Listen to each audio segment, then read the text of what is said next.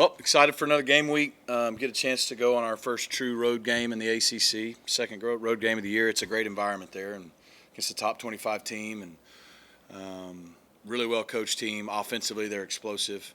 Quarterbacks playing at a high level. They got three receivers that can really play, and they got good balance on offense. And then defensively, statistically, they're impressive. I think 16 points a game, 23% conversion rate on third down, stopping the run at a good rate. Not allowing a lot of explosives, so should be a great challenge for us, and had a good Tuesday getting ready for it. On your look back from Florida State, anything stand out that you didn't initially? Probably the things that stood out the most was I just think that's 2 weeks in a row our guys have done a really good job of just being incredibly physical on both sides of the ball. You run the ball, you stop the run, you take the ball away, you don't give it away, and you win the explosive battle. That's the formula for winning, and we were able to do that again at a high level. And I think the second thing that just stands out is Ford Stadium and our fan base. I just saw a stat. I was walking up here. We're number one in the country in year-over-year stadium increase in terms of attendance, both by percentage and numbers. We're number one in the ACC. We're number one in Power 4.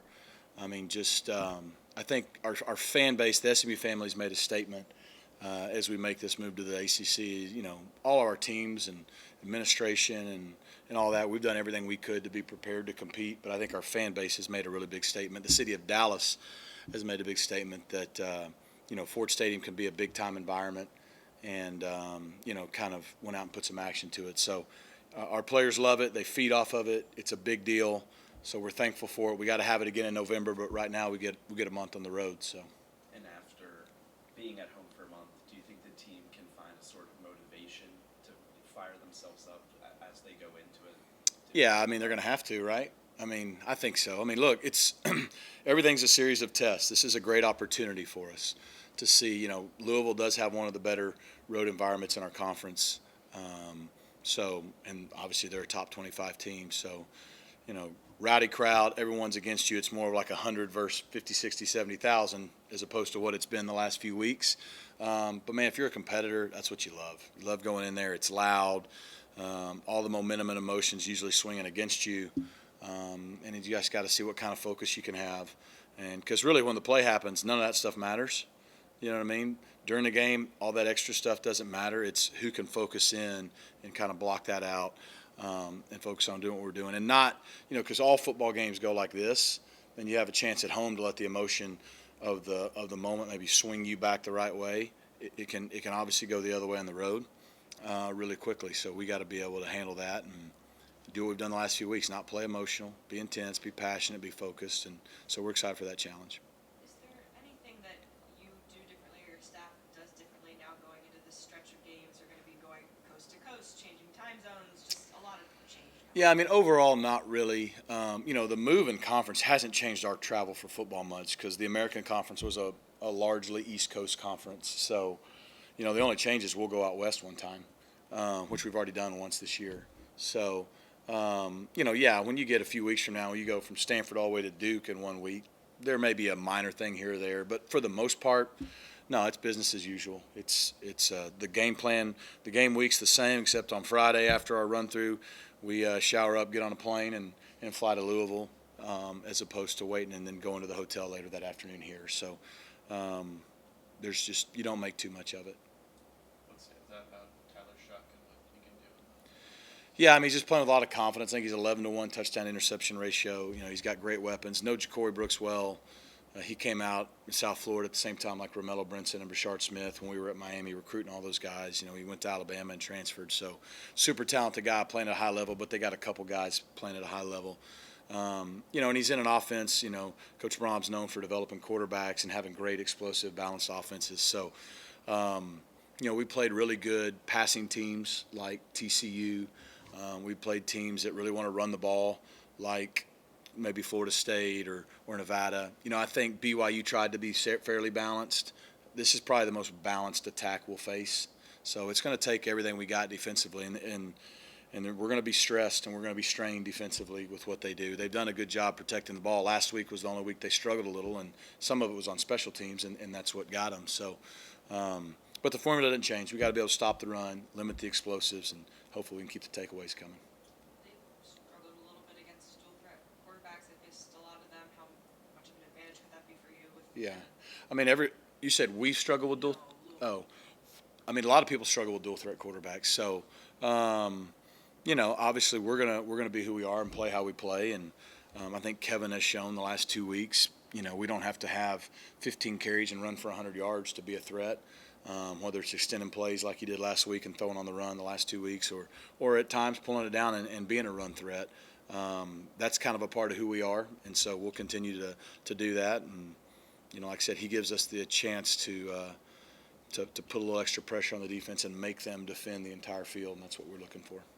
Having a situation where you have Roderick step in and basically be that running back 2 this year, or for this past game, it's always not one you want to be in, but how do you kind of go about attributing, like, how much of it is what he is as a playmaker and what you're able to prepare him for in terms of taking on more tackling and stuff? Yeah, I mean, Roderick Daniels, he's kind of like a renaissance man a little bit. Like I said, I've said it before, he's done everything but play left tackle.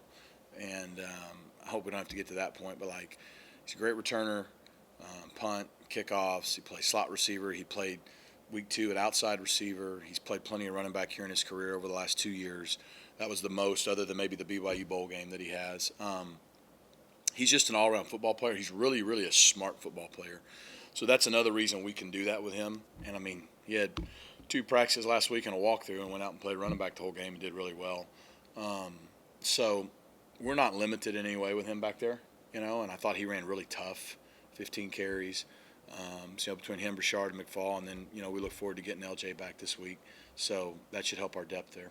You're expecting him to do that? Yeah, he's been cleared, so he practiced today.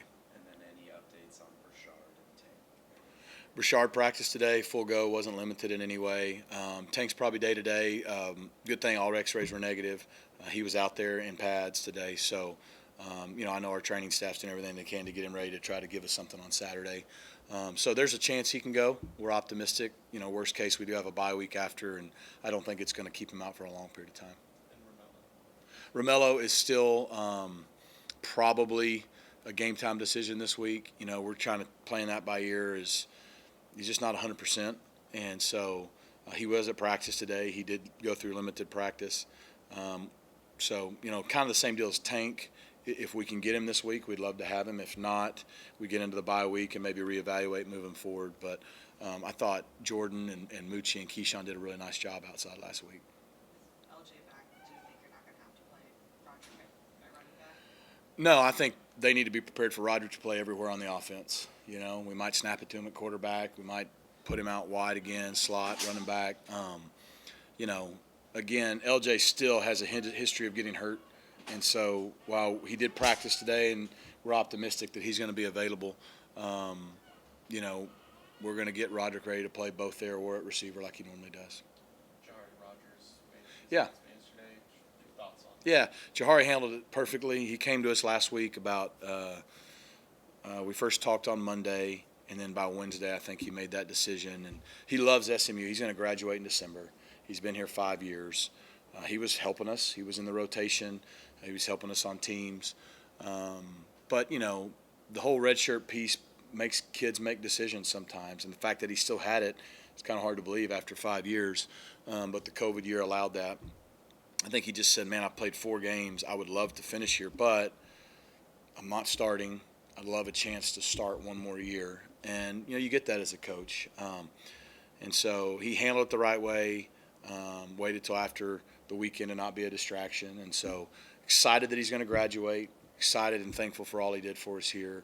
And, he knows we'll help him any way we can to find a fit for one more year next year where he can try to play a full season and try to be the guy somewhere. Do you anticipate any more opportunities for I don't think so. We're past the 4th game, which doesn't necessarily mean it for everybody, but in most cases, most of the guys have played in 5 games.